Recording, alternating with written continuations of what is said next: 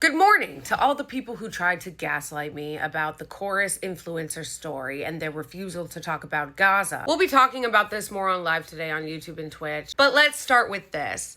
For all of you who said, oh no, it wasn't a coordinated effort, wrong. Here is David Pakman's ex-producer saying that he got an in-writing email from David Pakman after Brian Tyler Cohen and the Midas Touch guys had met with Kamala Harris off the record, and they discussed amongst themselves, so this was after their meeting with Kamala Harris, their editorial stance on Gaza. Several other content creators, including Brian Tyler Cohen, the Mycelis brothers from Midas Touch, and he told me that they all sort of talked amongst themselves at the White House, not in like an official capacity during the meeting, but just casually as colleagues amongst themselves. And they talked about what their editorial stance is on Gaza. And he told me in an email that they talked amongst themselves and came to the conclusion that the topic is too divisive, it might drag down their channels, that it's a poison pill, and that it's better if they just don't talk about it at all. Now, Brian Tyler Cohen literally has never done anything on Gaza. Might drop down their channel. So they made an active decision to ignore the genocide in Gaza to protect their channels and to protect the Democratic Party from their own voter base. So while Democrats' own voters were out in the streets protesting, begging Kamala Harris to move her position on Gaza, these influencers and these channels, and keep in mind, it's not just these channels, it was all the course influencers too, because they're the ones that were overseeing the program. We're acting as gatekeepers,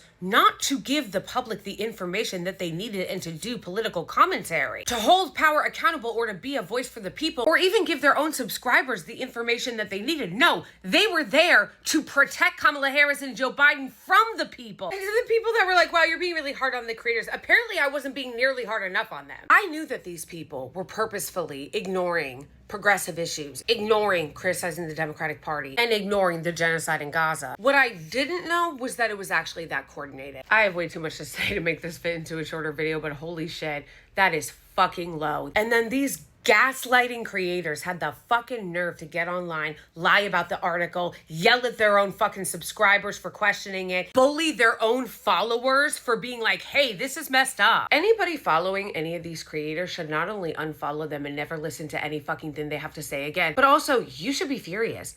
They are lying to you. It is their job to do news and politics.